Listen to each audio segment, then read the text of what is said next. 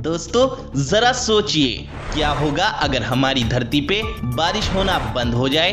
दोस्तों अब आप यही कहेंगे कि जो कभी होगा नहीं उसके बारे में सोच के क्या फायदा, मतलब बारिश का अंत होना तो हकीकत में संभव ही नहीं है। तो फिर इस वीडियो का आखिर क्या मतलब है? असल में दोस्तों ये वीडियो आने वाली सबसे बड़ी समस्या से आपको सतर्क करने के लिए बनाई गई है।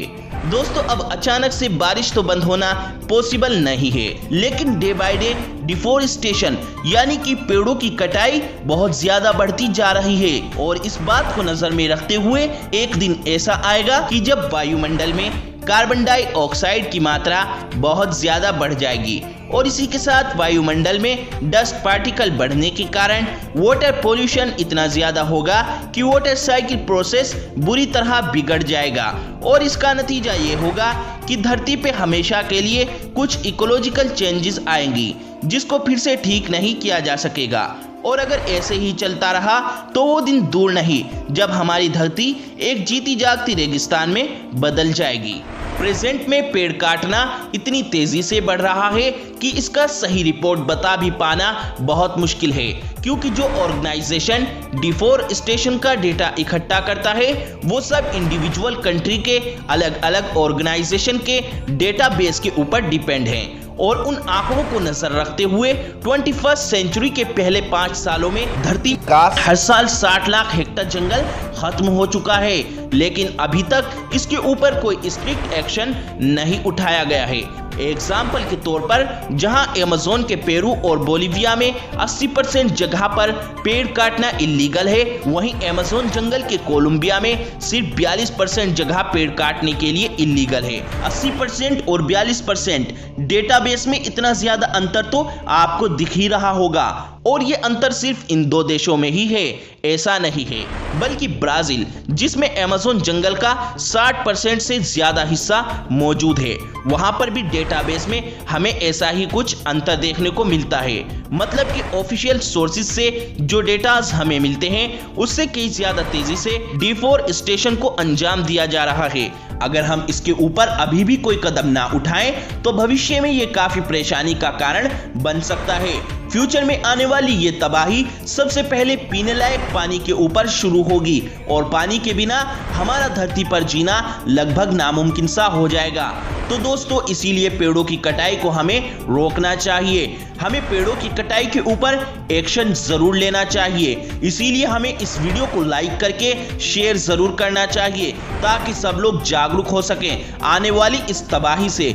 दोस्तों हर साल लगभग 750 स्क्वायर मीटर फ्रेश वाटर एक अकेला इंसान इस्तेमाल करता है, लेकिन साइंटिस्टों का कहना है कि ये अमाउंट साल 2050 तक आधा हो जाएगा और 80% देशों में फ्रेश वाटर की कमी होने के कारण बहुत बड़ी दिक्कत आएगी। अफ्रीकन कंट्रीज का कहना है साल 2022 के टाइम क्लाइमेट में ऐसा परिवर्तन आएगा जिसके कारण 75 से 250 करोड़ लोग वाटर शॉर्टेज की परेशानी का शिकार होंगे और साल 2030 में करीब 500 करोड़ लोगों के लिए जरूरी पानी इकट्ठा कर पाना मुश्किल होगा। इससे पहले कि हमारी धरती एक नरक बन जाए और पानी जैसे बहुमूल्य साधनों के लिए एक दूसरे देशों के खिलाफ युद्ध करना पड़े, हमें डिफोरेस्टेशन को रोकना पड़ेगा।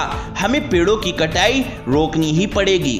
दोस्तों क्या आपको पता है अगर हमारी धरती पर बारिश होना बंद हो जाए तो क्या होगा? आइए आपको बताते हैं अगर हमारी धरती पर बारिश होना बंद हो जाए तो क्या होगा। दोस्तों आमतौर पे आसमान में लाखों करोड़ों पानी की बूंदें इकट्ठा होकर जमा रहती हैं और तापमान फ्रीजिंग पॉइंट से नीचे जाने पर यही बूंद आइस क्रिस्टल में कन्वर्ट होकर बाद में बारिश और स्नोफॉल के रूप में बरसती हैं। लेकिन अगर पानी और बर्फ की बूंद को धरती पे वापस आने से रोका जाए तो क्या होगा?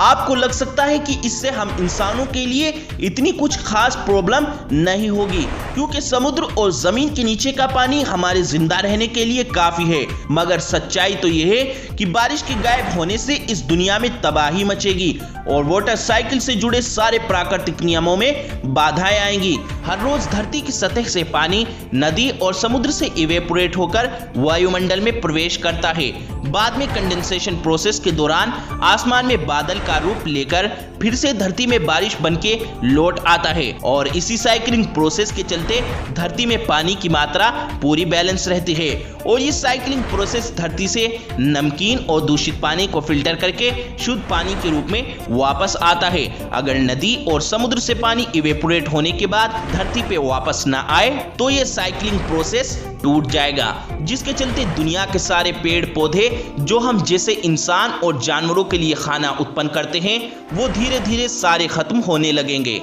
ज्यादा पानी सूखने वाले सिल्क ग्रास मिट्टी में नमी की कमी होने के कारण हफ्ते भर में खत्म हो जाएंगे।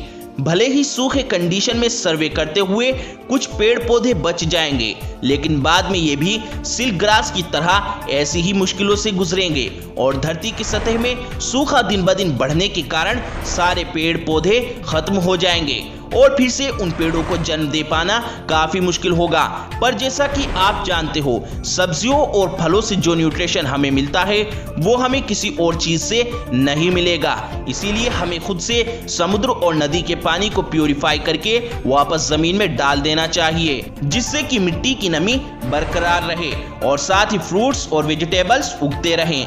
अभी मॉडर्न टेक्नोलॉजी का उपयोग करके समुद्र के पानी को इलेक्ट्रोडायलिसिस प्रोसेस से काफी सस्ते में प्यूरिफाई कर पाना संभव हो चुका है, लेकिन समुद्र और नदी का पानी कभी खत्म नहीं होगा ऐसा नहीं है। हर साल 5,77,060 क्यूबिक मीटर पानी भाप में बदलता है और अगर हम पानी पूरी तरह इस्तेमाल करना छोड़ दें तो सिर्फ 2500 साल तक बारिश ना होने के कारण समुद्र और नदी का पानी पूरी तरह खत्म हो जाएगा। और अगर हम जो नॉर्मल पानी का इस्तेमाल करते हैं जैसा हम करते आ रहे हैं तो समुद्र का पानी पहले ही बहुत जल्दी खत्म हो जाएगा। समुद्र में पानी की कमी से वहां रहने वाले जीव विलुप्त हो जाएंगे और दूसरी तरफ जमीन में जब सारे पेड़ पौधे पूरी तरह से विलुप्त हो चुके होंगे तब कुछ शाकाहारी जीव जिंदा रहेंगे जिनके मांस के ऊपर हम पूरी तरह निर्भर हो जाएंगे और हमारी जिंदगी से फल सब्जी पूरी तरह से गायब हो जाएंगे। पानी की कमी के चलते हुए बचे हुए शाकाहारी जीव भी ज्यादा दिन जिंदा नहीं रह पाएंगे, क्योंकि अपनी भूख मिटाने के लिए शेर, चीता और बाघ जैसे जीव इन शाकाहारी जीवों का नामो निशान मिटा देंगे और तब हम इंसानों के लिए खाने का इंतजाम करना और भी बहुत मुश्किल हो जाएगा। दोस्तों, आप सभी को पता है पेड़ों से हमें फोटोसिंथेसिस के दौरान ऑक्सीजन मिलता है, तो जब पेड़ ही नहीं रहेंगे तो वायुमंडल में हम ऑक्सीजन की कमी को महसूस करेंगे। फोटोसिंथेसिस के बिना बचा कुचा ऑक्सीजन हम ज्यादा से ज्यादा 2000 साल तक चला पाएंगे। पेड़ों के हरे पत्ते और बड़ी बड़ी घासों के कारण वायुमंडल में नमी बनी रहती है, जो धरती की हवाओं के तेज प्रहार से और सूरज की किरणों से रक्षा करती है। लेकिन जब ये सारे प्रोटेक्टर्स नहीं होंगे तब धरती का तापमान डे बाय डे बढ़ता जाएगा और साल में करीब 36 डिग्री तक टेम्परेचर इंक्रीज होता रहेगा। इतनी तेजी से तापमान बढ़ने के कारण इवेपोरेशन रेट काफी हाई होने लगेगा और हम कई तरह की बीमारियों का शिकार होंगे पानी की कमी के कारण। लेकिन इन बीमारियों से बचने के लिए जो मेडिसिन की जरूरत हमें पड़ेगी उन मेडिसिन को भी हम वाटर शॉर्टेज के कारण बनाने में नाकामयाब होंगे। दूसरी तरफ सारे हाइड्रो इलेक्ट्रिक पार्ट प्लेन्स के टरबाइन्स पूरी तरह खराब हो चुके होंगे और न्यूक्लियर पावर रिएक्टर्स को भी ठंडा रख पाना काफी मुश्किल होगा, जिसके चलते हम बिजली प्रोड्यूस नहीं कर पाएंगे। इसी के साथ सारे फैक्ट्रीज भी बंद हो जाएंगे। सैटेलाइट कम्युनिकेशन के लिए जो टेलीफोन्स इस्तेमाल होते हैं वो भी रुक जाएंगे। रात को बिजली के बिना ये पूरी धरती कैसी दिख सकती है, ये तो हम इमेजिन भी नहीं करना चाहेंगे। जरा सोच कर देखिए, सिर्फ बारिश को दुनिया से हटा देने पर इस दुनिया से मानो जीवन का नामो निशान मिट जाएगा। अगर धरती पर बारिश होना सच में बंद हो जाती है तो क्या हमारे पास जिंदा रहने के लिए कोई और रास्ता नहीं बचेगा? तो दोस्तों, आइए अब जानते हैं क्या हम बारिश के बिना इस धरती पर अपना जीवन व्यतीत कर सकते हैं या नहीं।